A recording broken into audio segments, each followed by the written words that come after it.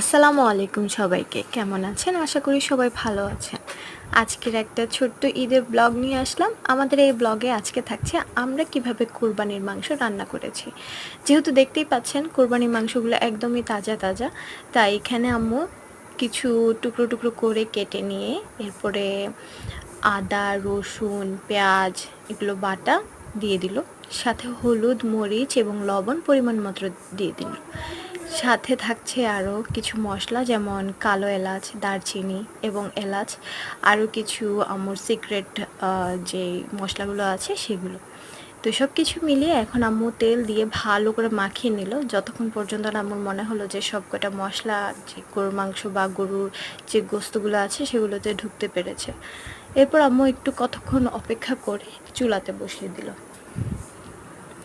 চুলাতে বসানোর কিছুক্ষণ পরে এগুলো ভালো করে যখন উতরিয়ে একদম রান্না কষা কষা হয়ে গেল তখন আবার সেগুলোকে নামিয়ে আমরা পরিবেশন করলাম। যেহেতু প্রথমেই দেখতে পেয়েছেন যে রুটিগুলো আমরা বানিয়েছি, বিশেষ করে আমি বানিয়েছি, তো ওগুলো দিয়ে আর কি এখন খাওয়া হচ্ছে। অনেকে মজা ছিল, আর কি বলবো এই কথাগুলো।